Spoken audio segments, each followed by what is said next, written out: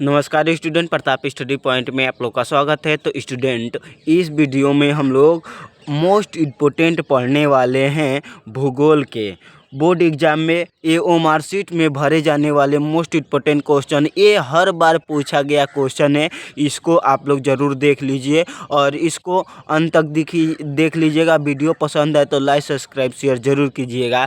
और ये बहुत ही इम्पोर्टेंट है, ये हर बार पूछा गया क्वेश्चन है। अगर इस वीडियो को देखते हैं तो आप लोग का 5 नंबर तो ज़रूर ही क्लियर होगा भूगोल से। ये भूगोल का मोस्ट इम्पोर्टेंट क्वेश्चन है जो हर बार पेपर में पूछा गया है। तो चलिए हम लोग देखते हैं क्वेश्चन क्या क्या है, कैसे कैसे क्वेश्चन पूछे गए हैं। तो देखेंगे कि पहला है, पंजाब में भूमि निम्नीकरण का प्रमुख कारण है खनन क्रिया, वनोन्मूलन, अत्यधिक सिंचाई, अत्यधिक पशुचारण। इनमें से इसका आंसर क्या होगा? तो option number C is right answer. उसके बाद से आगे देखेंगे हम लोग, तो निम्नलिखित में से किस राज्य में काली मिट्टी पाई जाती है? इनमें से काली मिट्टी कहाँ पाई जाती है? तो आप जानते हैं बिहार में तो पाई नहीं जाती है, झारखंड में तो पाई नहीं जाती है, राजस्थान में तो बालुए है। तो कौन होगा? Gujarat is right answer. Answer number B is right answer. उसके बाद से देखेंगे, ये मोस्ट इम्पोर्टेंट क्वेश्चन है, हर बार पूछा गया है। भूमि एक क्या है? भूमि एक कौन सा संसाधन है? प्राकृतिक संसाधन, मानव निर्मित, मानव ने भूमि को बनाया है, जमीन को या मिट्टी को, सौर ऊर्जा से निर्मित हुआ है और उपयोग में से कोई। ये देख लीजिए, मानव तो नहीं बनाया है, सौर ऊर्जा तो नहीं बनाया है, तो ये क्या है? प्राकृतिक ने बनाया है मिट्टियों को। तो option number A is right answer. प्राकृतिक, प्राकृत ने भूमि को बनाया है। तो भूमि एक प्राकृतिक क्या है? संसाधन है। ये बहुत ही मोस्ट इम्पोर्टेंट क्वेश्चन है। आगे देखेंगे कि कपास की खेती के लिए निम्नलिखित में से कौन सी मिट्टी उपयुक्त है? तो ये बार बार क्वेश्चन पूछा जाता है कि कपास, जो कपास होता है, रुई भरा जाता है आप लोग को तकिया में, तो एक कौन से मिट्टी में बोया जाता है? तो देखेंगे, पहला ऑप्शन है लाल मिट्टी, अब दूसरा ऑप्शन है लेटराइट मिट्टी, तीसरा ऑप्शन है काली मिट्टी और चौथा ऑप्शन है जलोढ़ मिट्टी। तो इसका राइट आंसर क्या होगा? तो इसका right answer is option number C, काली मिट्टी। आप लोग ध्यान से पढ़िएगा अच्छे तरीके से। वीडियो पसंद है तो लाइक सब्सक्राइब शेयर ज़रूर कीजिएगा, क्योंकि इस बार बोर्ड एग्ज़ाम में जितने भी बच्चे देने वाले हैं उन लोग के पास शेयर ज़रूर कीजिएगा। आज ये क्वेश्चन है कि पांचवा, चिपको आंदोलन संबंधित है। चिपको आंदोलन, ये चिपको आंदोलन क्या था? तो चिपको आंदोलन, तो इसका राइट आंसर क्या होगा इसका? तो ऑप्शन नंबर ए मृदा संरक्षण से, ऑप्शन नंबर बी वन संरक्षण से, ऑप्शन नंबर जी जल संरक्षण से, ऑप्शन नंबर डी वायु संरक्षण से। तो इसका answer number B is right answer, वन संरक्षण से। तो चिपको आंदोलन वन संरक्षण क्या है? तो क्या हुआ था ना कि लोग पेड़ों को जब काटने लगे जंगलों में, तो जंगलों में रहने वाले लोगों ने क्या किया कि उस पेड़ों पर चिपक गए कि काटेंगे नहीं। तो इसी से याद रखिएगा, चिपको आंदोलन किससे संबंधित है? तो वन संरक्षण से आप लोग याद रखिएगा। आगे हम लोग देखेंगे तो क्या है, आगे हम लोग देखेंगे तो चीता को भारत में कब लुप्त घोषित किया गया? तो जो चीते थे कि ये कब कहा गया कि भारत में अब ख़त्म हो गए हैं चीता? तो ऑप्शन नंबर ए है 1952 ईस्वी, ऑप्शन नंबर बी 1964 ईस्वी, ऑप्शन नंबर सी 1972 ईस्वी, ऑप्शन नंबर डी 1984 ईस्वी। तो इसका राइट आंसर क्या होगा? तो option number A is right answer, 1952 ईस्वी में। इसको याद रखिएगा। ये बस भूगोल के हैं, हम अगले वीडियो में साइंस का करवा चुके हैं, जाके आप लोग वीडियो देख लीजिए।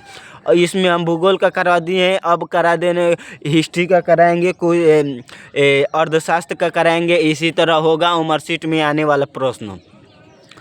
देखेंगे, पृथ्वी के धरातल का कितना प्रतिशत भाग जलावृत्ति है, यानी कि पृथ्वी जो पृथ्वी है हमारी वह कितने भाग पर जल स्थित है, कितने भाग पर जल स्थित है ये आप लोग को पता होगा। तो ऑप्शन नंबर ए लगभग आधा, ऑप्शन नंबर बी लगभग 3/4, ऑप्शन नंबर सी लगभग 1/4, ऑप्शन नंबर डी लगभग 2/3। तो इसका राइट आंसर क्या होगा? तो इसका right answer B is right answer, लगभग 3/4। तो ये फैक्ट याद रखिएगा कि पृथ्वी का धरातल यानी कि जमीन 3/4 जल से घिरा है। 3/4 क्या है? जलों से घिरा है, ठीक है।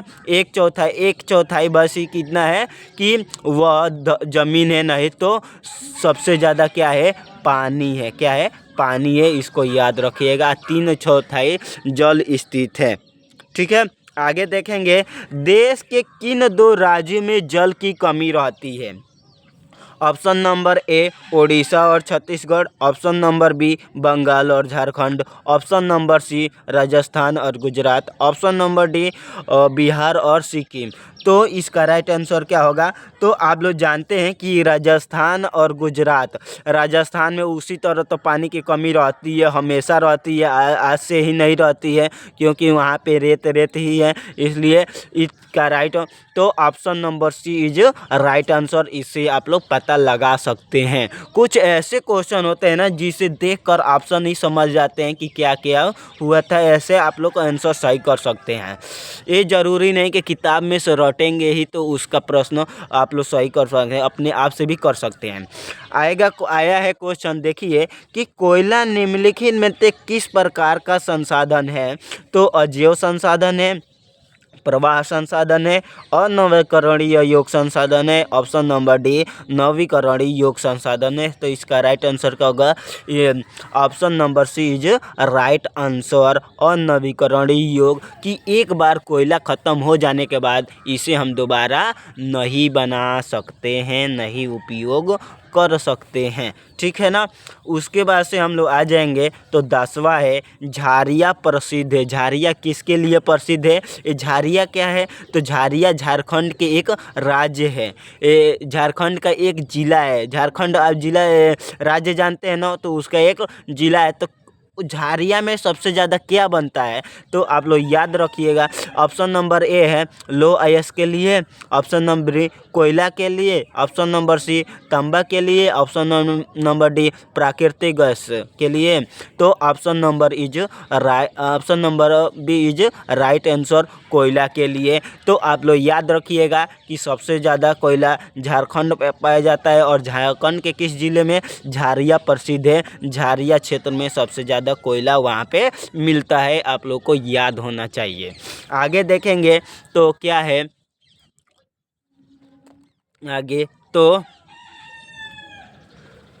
मुंबई हाई प्रसिद्ध है किस लिए है? तो ऑप्शन नंबर ए तेल संशोधन कारखाने के लिए, B option number B film city के लिए, option number C gateway of India के लिए, ऑप्शन नंबर डी इनमें से कोई नहीं।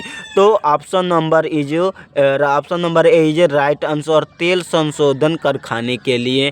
याद रखिएगा, ये बार 2-3 बार क्वेश्चन पूछ चुका है।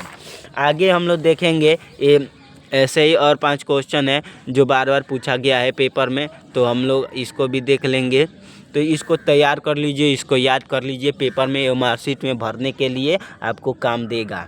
अगर एक नंबर से ही आप लोग का कितना आगे बढ़ सकते हैं। भारत का अधिकांश विदेशीय व्यापार होता है। भारत का अधिकांश व्यापार विदेश में व्यापार किस प्रकार होता है? तो ऑप्शन नंबर है सड़क मार्ग से, ऑप्शन नंबर बी समुद्री मार्ग से, ऑप्शन नंबर सी रेल मार्ग से, ऑप्शन नंबर डी वायु मार्ग से।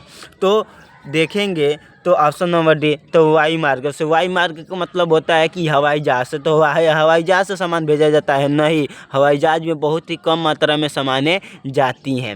रेल मार्ग से, तो रेल मार्ग से तो जाती नहीं है उतना किसी देश में।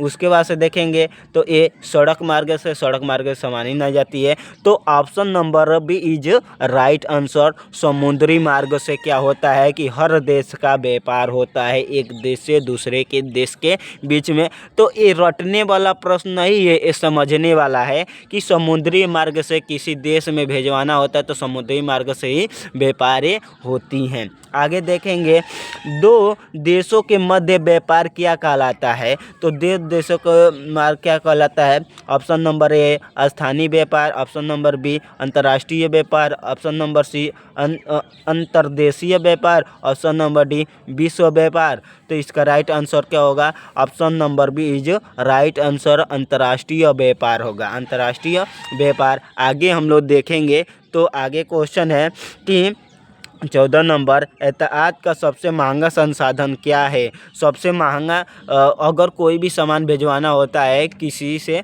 तो सबसे महंगा यातायात सड़क कौन होता है? तो ऑप्शन नंबर ए है सड़क परिवहन, ऑप्शन नंबर बी रेल परिवहन, ऑप्शन नंबर डी वायु परिवहन, option number B option number C है, ऑप्शन नंबर सी वायु परिवहन, ऑप्शन नंबर डी जल परिवहन।